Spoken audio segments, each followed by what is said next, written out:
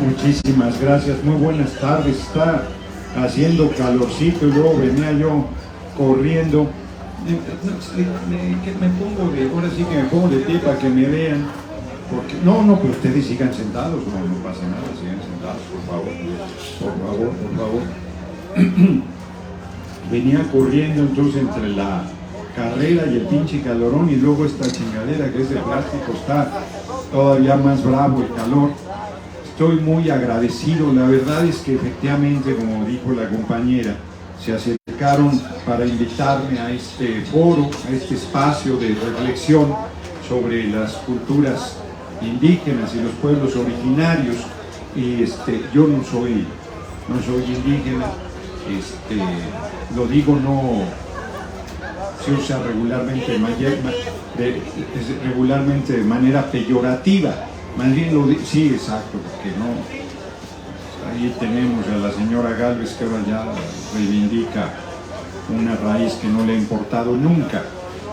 Pero lo que yo sí puedo compartir, que me parece que es una manera personalísima de abordar el tema, es lo que yo he dicho en todas las asambleas públicas. Yo crecí con mi abuela materna, que ella sí era una indígena náhuatl. Yo insistía que tenía tercero de primaria, mi hermana dice que no, que terminó la primaria completa. Acabo de ir a una entrevista que la promueven como les da la gana, pero Adela Micha comentó una palabra que me pareció muy afortunada para describir el tema. Mi abuela era mujer, era indígena, era pobre y era huérfana. Entonces dice Adela Micha, tenía 4 condenas. Efectivamente, cosas que no tienen por qué ser un obstáculo, que no tienen por qué ser una condena, que no tienen por qué ser una cadena, que no tendrían por qué ser una limitante, se convierten en eso, en condenas y limitantes.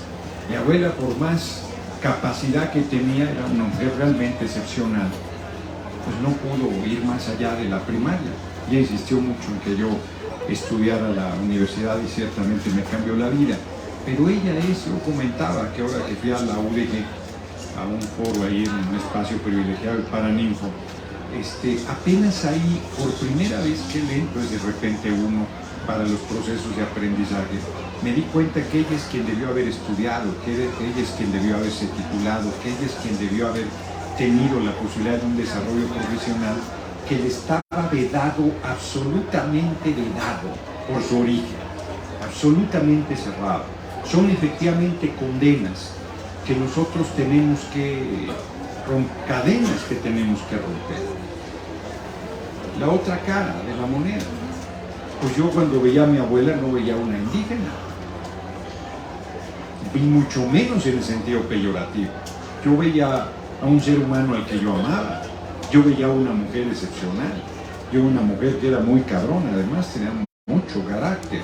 Entonces, yo creo que el objetivo que tendríamos que lograr, fíjense, esos eran, a riesgo de parecer cursi, los ojos del amor, porque para mí, o sea, su apariencia me era absolutamente insustancial, absolutamente, como debería ser. O sea, la gente debería ser juzgada por lo que lleva en la cabeza y en el corazón y en la cabeza, y por ninguna otra cosa. En realidad es lamentabilísimo que sigamos viviendo en pleno siglo XXI este racismo feroz que nos fue metido a fuego, literalmente a fuego, con la dominación de los pueblos originarios y con la creación de las diferentes castas y la determinación que eso te hacía inferior. Porque la dominación del otro ser humano implica que no lo veas como ser humano, implica que no lo veas como tu igual, implica que lo veas casi como una condición animal que permite entonces darle un trato no de ser humano. Si tú piensas que la persona que tienes enfrente es tu igual, ¿cómo te atreverías a someterlo? ¿Cómo te atreverías a explotarlo? ¿Cómo te atreverías a dominarlo? ¿Cómo te atreverías a avasallarlo? De ninguna manera, porque es tu espejo. En la medida que el racismo justifica todo esto, la explotación, el atropello, el abuso, la barbarie, la expoliación, el asesinato, inclusive. En esa medida es la gravedad del hecho que tenemos que resolver, que tenemos que confrontar.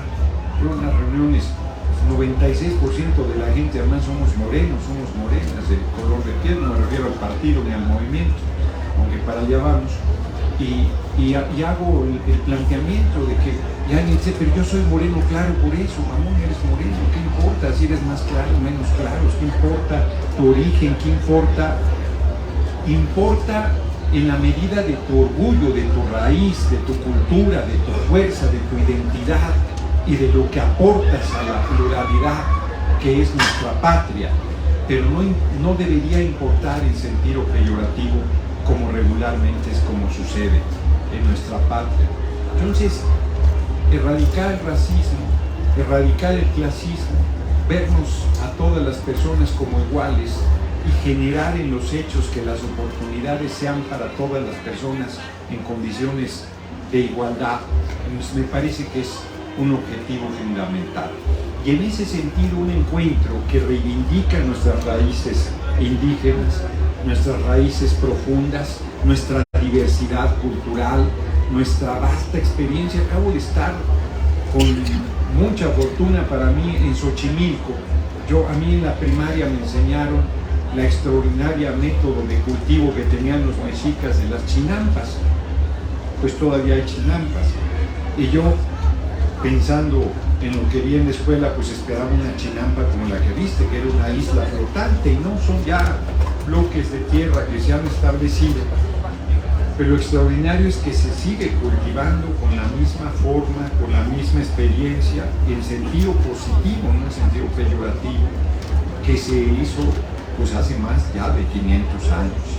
De eso estamos hablando en realidad. Cuando la gente usa su lengua, cuando la gente expresa su cultura, cuando la gente se manifiesta orgulloso de su raíz, está manteniendo vivo esa raíz poderosísima que ha impedido que el vecino del norte poderosísimo y con posiciones militaristas imperialistas nos avasalle, que ha sido una defensa muy sólida. Tú vas a Estados Unidos a reunirte con las comunidades oaxaqueñas y están con toda su cultura, con toda su raíz, yo diría que exacerbada justo por la tensión de estar enfrentando el racismo y el clasismo permanente.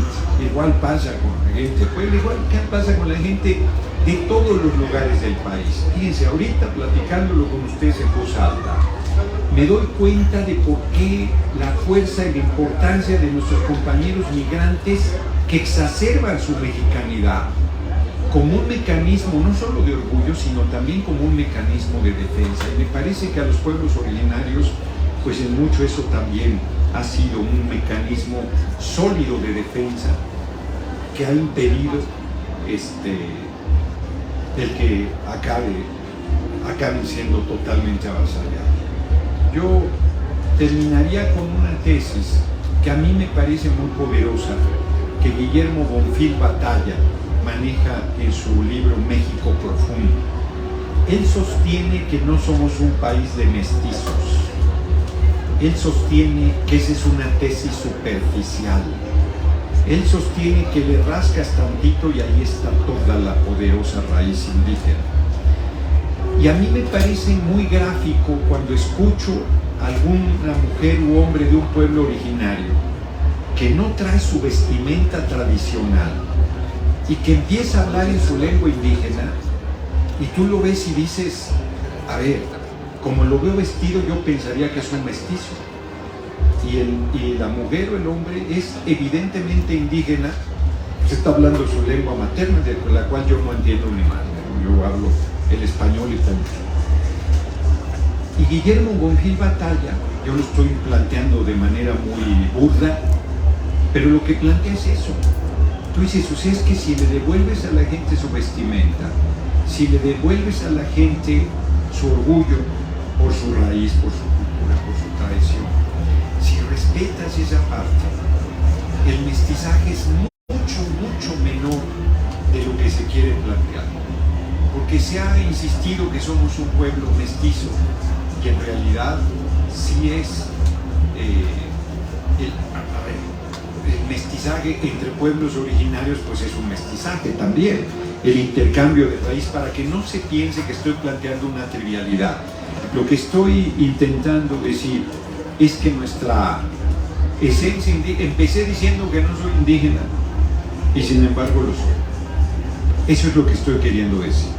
Y lo estoy diciendo no porque sea moda, lo estoy diciendo no porque pida una cuota para entrar a la Cámara de Diputados, lo estoy diciendo no porque quiera, porque se ha dado cuenta la derecha que el orgullo de ser hijo e hija del pueblo, el orgullo de nuestra raíz, el orgullo de la fuerza de salir del corazón del pueblo es un poderosísimo vehículo, y entonces pues ya empiezan a usarlo de manera hipócrita, de manera falsa, de manera pervertida, de manera tergiversada.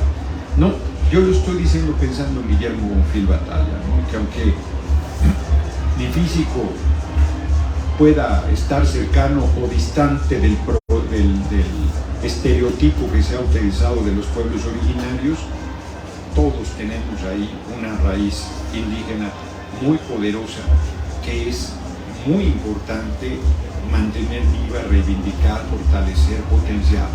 Cierro. La Cámara de Diputados, a partir de que llegó nuestro movimiento, ha hecho muchas cosas importantes, y una que no se le ha dado la fuerza ni la dimensión es que en cada sesión acude una mujer, un hombre, una mujer a hablar un discurso al inicio de la sesión en la tribuna de la Cámara de Diputados en su lengua materna, que no es el español. Han ido cualquier cantidad de mujeres y hombres, a veces niños, niñas, a expresarse en su lengua. Y es un ejercicio muy importante de reivindicación, de orgullo, de identidad, de rescate, de respeto, porque en 1820 el 80% de nuestro pueblo hablaba lenguas indígenas, y hoy solamente el 20%, y siguen muriendo. Si para muchos lugares del país que llegue un libro es dificilísimo en español, que llegue en lenguas de los pueblos originarios es prácticamente imposible. Y la única manera de preservar las lenguas es promoviendo su difusión, su estudio, su manifestación, su expresión, y en un libro pues es una de las expresiones fundamentales de la lengua. Entonces hay mucha tarea por realizar, hay mucho esfuerzo por construir, y yo no me alargaría más. No sé si hay preguntas o solo es ¿no?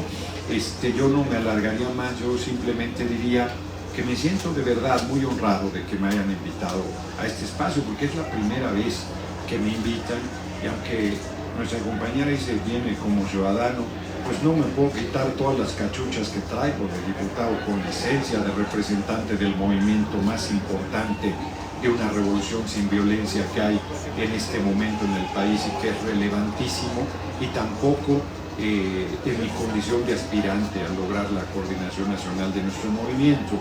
Pero sí creo que, bueno, ahora sí que hablo de oídas también, que en los libros de texto hay una parte de un cuento de una niña indígena que comenta su experiencia, donde dos niños hablan su lengua materna y hablan español.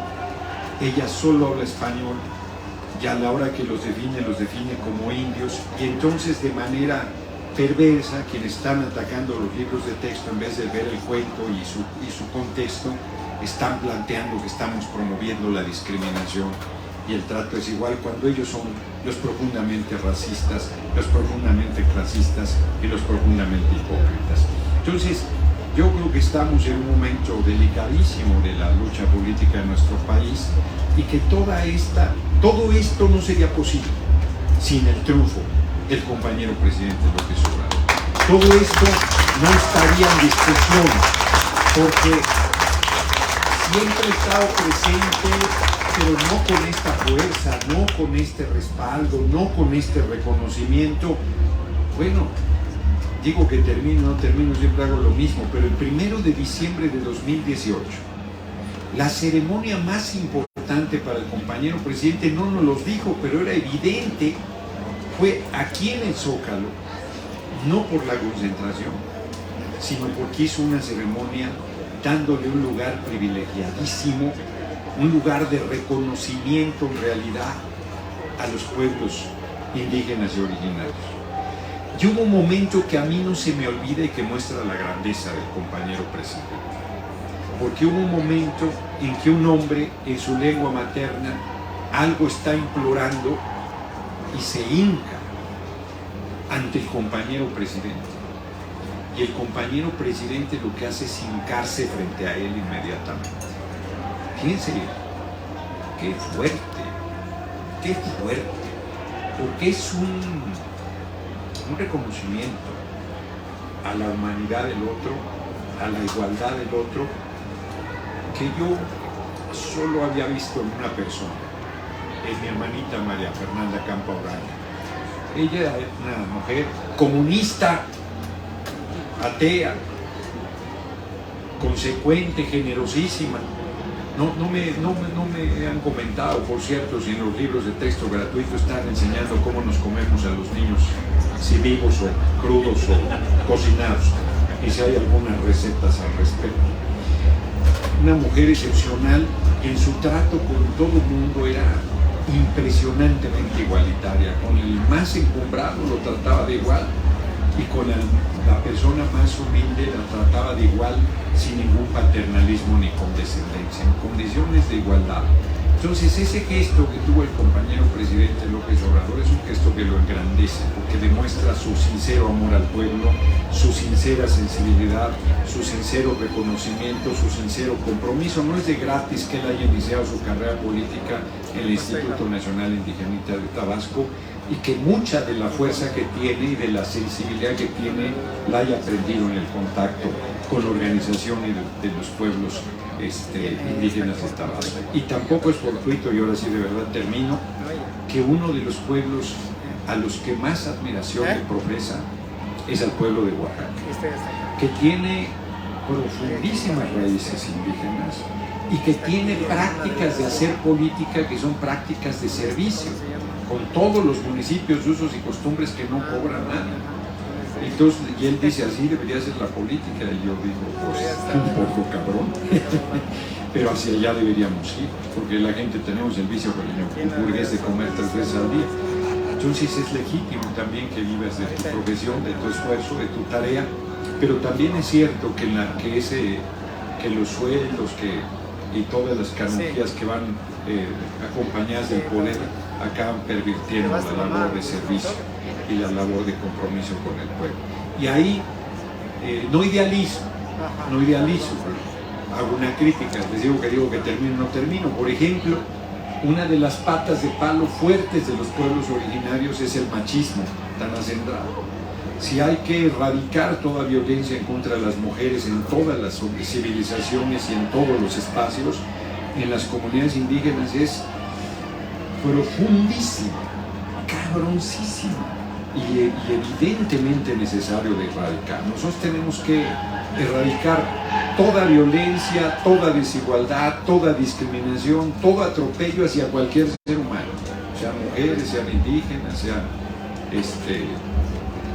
de la comunidad de la diversidad sexual, sea lo que sean, creyentes, no creyentes, sean lo que sea, todo mundo debe ser respetado en su dignidad como ser humano. Así es que yo estoy convencido que llegará un momento que lo vamos a ver, que lo vamos a vivir, porque lo vamos a construir entre todas y entre todos, que seamos solidarios, que seamos respetuosos, que seamos tolerantes con la diferencia y que entendamos que esa diferencia nos enriquece y que esa diferencia hace más diversa y más profunda nuestra importante raíz cultural e identidad como mexicanas y como mexicanos.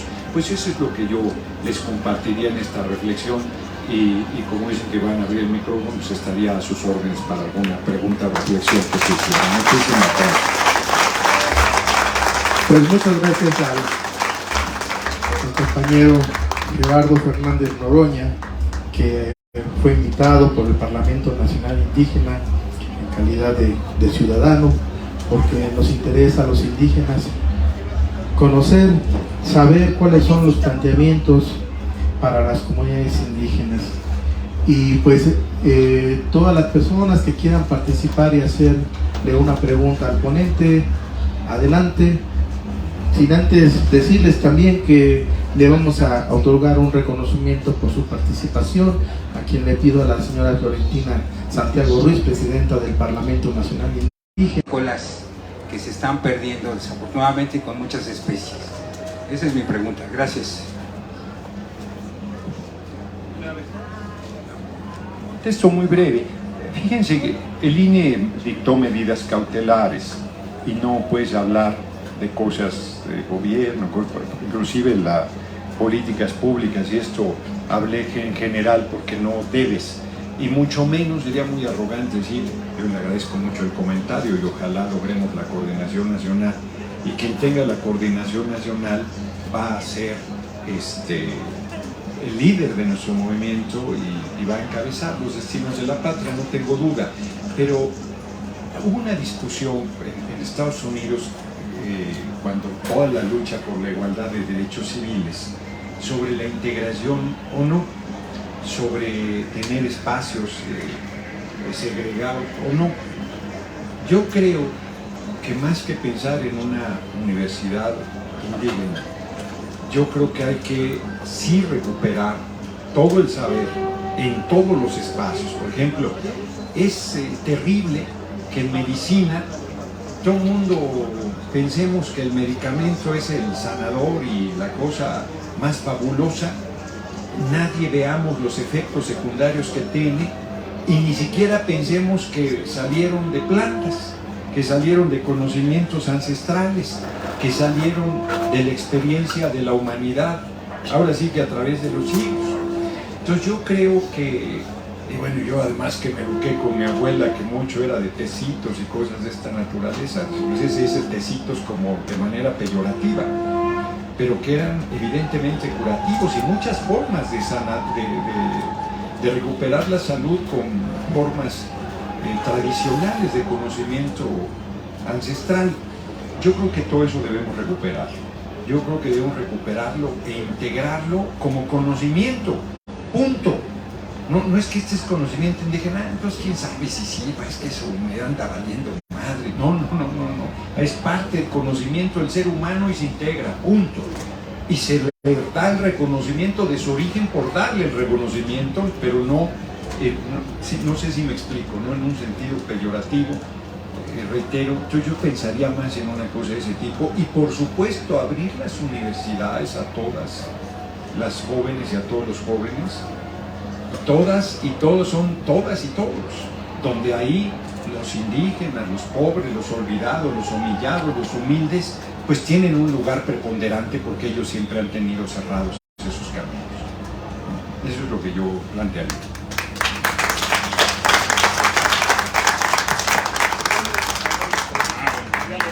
Mi nombre es Pedro David Hernández Posada, tengo un canal de YouTube que se llama De Nesa para el Mundo.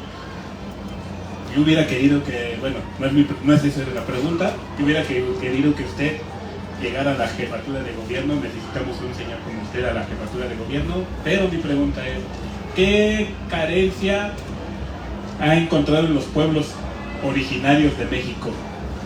¿Y cómo se pueden resolver esas carencias? Bueno, yo estoy pensando en algo más grandecito que la jefatura de gobierno, un poquito más importante. Y además, creo que va a lograr la coordinación nacional, pero todas las carencias, todas, cabrón. A ver, a todos los lugares que voy, lo que la gente pide es cosas tan necesarias, una escuela, un camino cosechero. Bueno, acabo de estar en Tecuanapa. Me dicen, el Banco del Bienestar, es que lo hicieron en Ayutla. ¿Y a cuánto está Ayutla? A 12 kilómetros. Pues tienen razón. La idea es que nadie camine más de 5 kilómetros para tener un banco. Entonces, las necesidades son las más apremiantes. O sea, tú vas a las comunidades indígenas o rurales, que regularmente es lo mismo, y tienen un médico que es pasante, que está de 8 de la mañana a 3 de la tarde, de lunes a viernes. Entonces, está cabrón, te tienes que enfermar de 8 a 3, y además cuando el cabrón ya aprendió, se va, y llega otro a aprender. No, bueno, o sea, eso no puede ser. Por eso el compañero presidente dijo a las comunidades rurales le vamos a dar sobresueldo y vamos a meter, pero no quieren, ahora sí que no quieren irse. Se encabronan que invitemos a médicas y médicos cubanos, pero no quieren ir a los lugares donde el país lo requiere. Entonces, miren, voy a poner otro extremo. Voy a ciudades medianas, no hay un cine, no doy crédito que no haya un cine. Debe haber cines, así como debe haber una biblioteca, como debe haber un centro deportivo, como debe haber un centro cultural, como debe haber instrumentos musicales, como debe haber... La gente tiene derecho al ocio, a la diversión, a la cultura, al arte, y no hay. Hay que construir cines para el pueblo. No, están carentes de todo, no hay. Estuve en un lugar que se llama Cuautitlán, en Jalisco, pedían un puente. En un camino de terracería, un puente, porque en tiempo de lluvias la crecida no permite pasar, es zona de alacranes y se les han muerto miembros de la comunidad porque no pueden cruzar el río. Para cuando cruzan ya el veneno del alacrán ya se los chupó la bruja. Entonces son cosas que puedes decir así como ver así tan tranquilito, porque son verdaderos dramas de obras verdaderamente elementales que se tienen que realizar, y que es tanto el abandono que hubo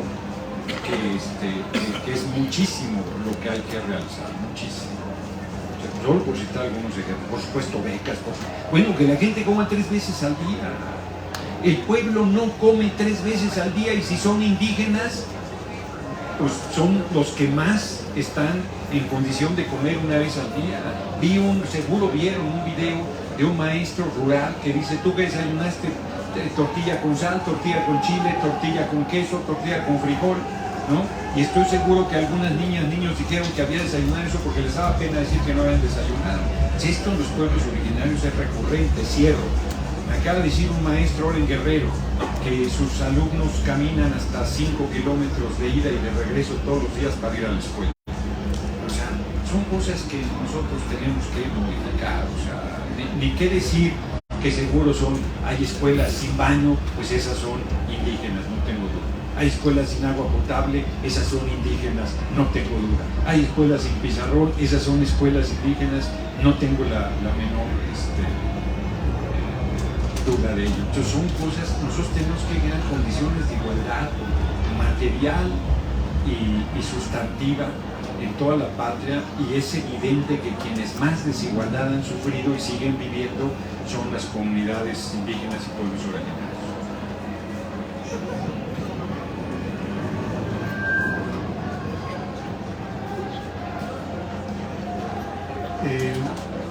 Por razón de agenda del doctor, me pide que todavía 2 preguntas más, ¿sí? El compañero tiene rato ahí levantando la manita. Le vamos a dar el micrófono, y ahorita vamos con la compañera de lentes, que también fue la segunda en levantar la mano, ¿sí? Ok, perfecto.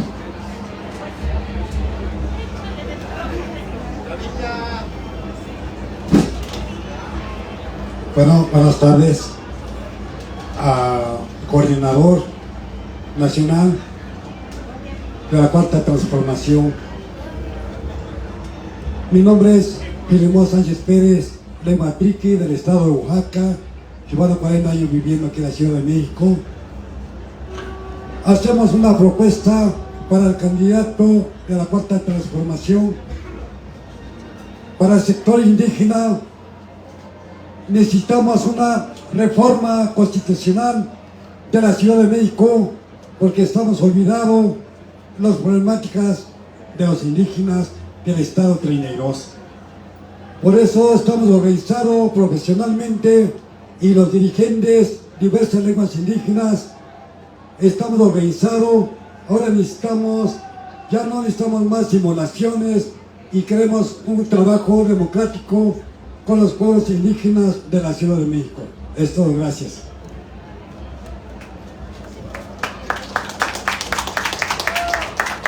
Ahí muy rápido, fíjense que me da risa ahorita que me dice doctor, porque ya sabe todo el mundo que yo soy doctor, doctor porque le receto su medicina a los paniaguados, entonces por eso es lo de doctor. A ver, qué bueno que comentas esto, porque hay una parte que también tenemos que modificar. Este discurso de pobrecitos, cómo sufrimos, cómo nos atropellan, cómo han abusado, es cierto, pero es cierto también porque lo hemos permitido. Y hoy es la hora del pueblo. Hoy hay las condiciones para que la gente alce la voz, para que la gente empuje, para que la gente haga valer su visión y su derecho. Porque cualquiera que venga aquí a decirles yo voy a resolver y no se pues está faltando la verdad. El único que puede resolver es el pueblo, es la organización de la gente, es la discusión, la lucha, la unidad, la expresión. Yo en realidad a la gente lo que estoy invitándoles a luchar. No estoy diciendo, oigan, yo soy el chinguetas que voy a cambiarles la vida. No, eso no es así, es la participación de la gente. Hay que lograr que sea un estado de la república, la capital del país. Hay que lograr que estén expresados claramente los derechos de todos los sectores de la población. Y hay que lograr que los pueblos indígenas que fueron invisibilizados, atropellados, avasallados y sometidos puedan florecer y desarrollar sus potenciales. Pero ahí los que tienen la palabra centralmente son los propios pueblos originarios, ¿no? O sea, sería ridículo que yo hable o quiera representar una expresión que represento en cuanto a parte del pueblo, pero que no represento legítimamente porque son los pueblos originarios indígenas los que tienen la vivencia y la experiencia y la claridad del planteamiento que debe realizarse desde su perspectiva.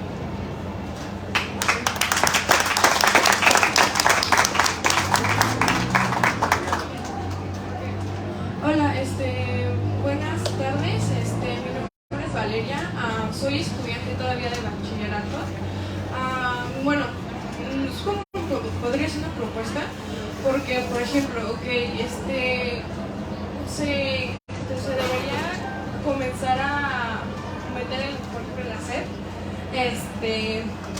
lo que es en vez de inglés, a que a fuerzas tengas que pasar inglés, y por ejemplo en las primarias, en la secundaria, en la prepa, comenzar a mejor impartir clases sobre lenguas indígenas, ya que mi papá y lo que es mi papá y mi mamá son anarquistas y todo eso y así, ¿no? Y bueno, como estamos avanzando en este país, están comenzando a llegar lo que son más personas como de Estados Unidos, de España y todo eso, ¿no?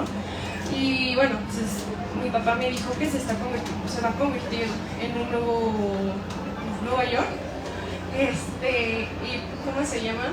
Y prácticamente tenemos que aprender a hablar inglés, si no nos vamos a, perdón por la palabra, pero a fregar, ¿no? Y creo que no sería tan justo porque lamentablemente la educación, digo, como estudiante, los maestros te enseñan lo que quieren, y es más, llegan, ni siquiera sabes inglés, en la primaria si te enseñan inglés, no sabes nada. Y y en la secundaria menos, y en la prepa mucho peor. Muchas personas terminan trocando la preparatoria. Y deberías, bueno, como apoyando a las personas culturales, debería, bueno, comenzar desde la primaria, o que es el preescolar, aprender lenguas, ¿no? Ya que vienen nuevas generaciones y bueno, muchas personas están enseñando a sus hijos ser, ¿cómo se llama? Que todos sean iguales y bueno, y como cultura, que es mexicana, deberían aprender y enseñar un respeto, ya no como, porque literalmente, o sea, a una persona se le dice indio, y ni siquiera indio se refiere a la cultura mexicana, porque debería ser indígena, y así, y bueno, ya. Pues ahí yo comentaría muy puntual que el nigromante, un gran ese hombre, si hubiera nacido en Europa, sería reconocido como un gran generador de ideas y de cultura. Antes que Darwin dijo, Dios no existe, los seres vivos se sostienen por sí mismos, antes que Darwin diera a conocer la teoría de la evolución. Y el nigromante cuenta la leyenda que hablaba 7 idiomas, algunos idiomas extranjeros y 2 o 3 lenguas indígenas. Y él sostenía que todo el mundo deberíamos hablar alguna lengua indígena y alguna lengua extranjera. Pero no es que le enseñes y ya, porque debe tener, a ver, o sea, en Europa son políglotas, no pocas personas, pues son los países chiquititos, y para relacionarse, pues aprenden la lengua del otro, porque si no, no se comunican, el interés tiene pies, decía mi abuela.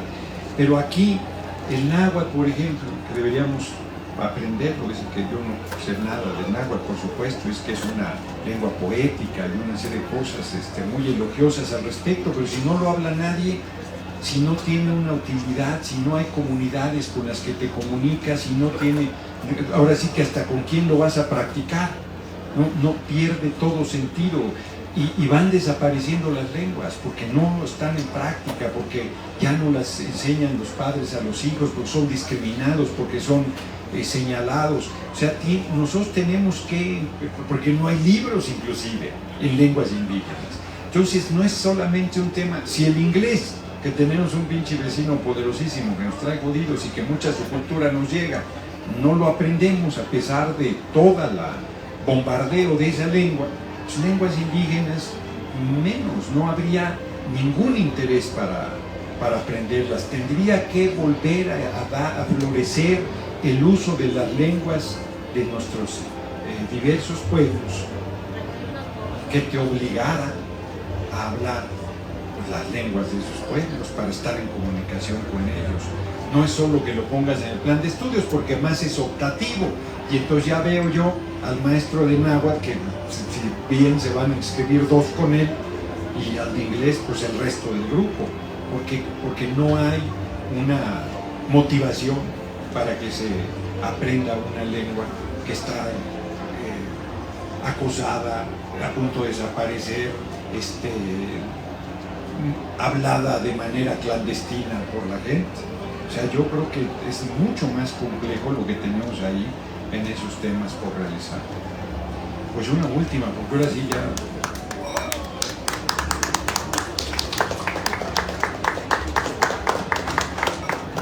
Buenas tardes, mi nombre es Ruth Peralta.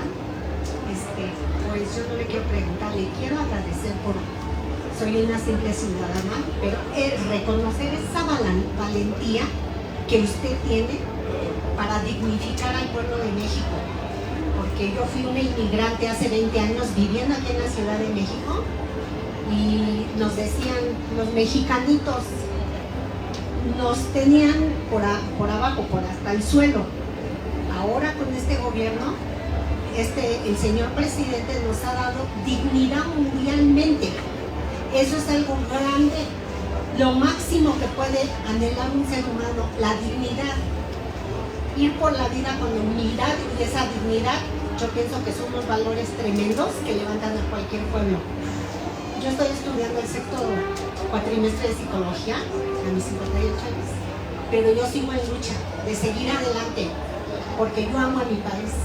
Y nada más quiero agradecerle y reconocerle esa valentía que usted tiene, y así como usted hay muchos mexicanos que podemos levantar a México. Bien, pues se tiene que retirar y vamos a dar el micrófono al Sebastián y Franco Armenta México únicamente para una pregunta, por favor. Kamati Chinegmo Pakaiwiltik Nigneki Xochitlactogua in Anahuacat Lamanisoltic in Hueyi México Tenochtitlan in Ictli Gerardo Fernández Noroña. Acabo de decirles, séame permitido hablar con palabra florida del esplendor y maravilla de Anáhuac en esta, la gran ciudad de México, y con la presencia del hermano Gerardo Fernández Noroña. Eso es lo que les dije en mexicano. Si no les gusta el náhuatl, hoy se van a enamorar de él. Lo que acaba de comentar la compañera hace un momentito, Aide. Es correcto. El compañero Fernández Noroña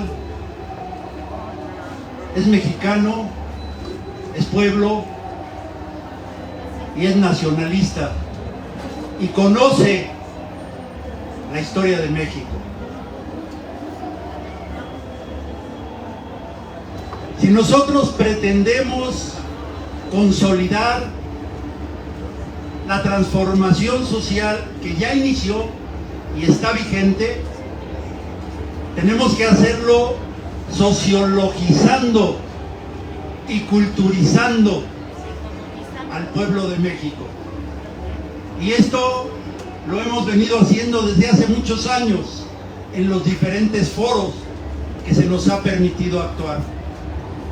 Pero si lográsemos que el compañero Fernández Noroña tuviese el mando de la Administración Pública Federal, nos apoyaríamos con todas las instituciones públicas de educación y efectivamente la primera forma de reactivar, redireccionar y recuperar la identidad nacional de un pueblo-nación es practicando su lengua, idioma original.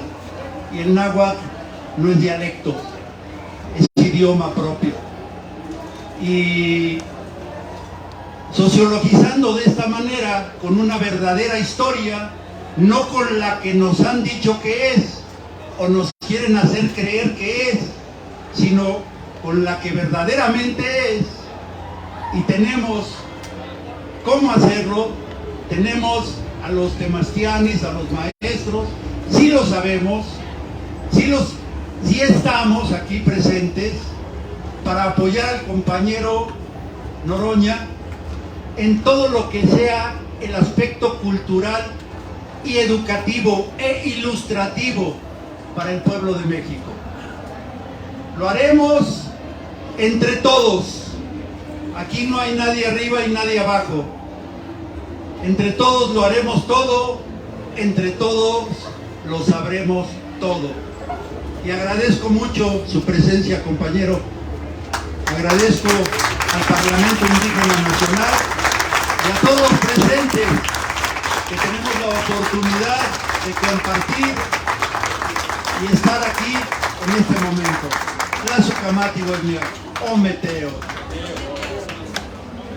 Bueno, nada más para agradecer su presencia, Parlamento Nacional Indígena, le agradece su presencia a este conversatorio que nos acaba de dar, se agradece y con esto le agradecemos de corazón. Quise pedir, le dije gracias por estar aquí. Muchas gracias.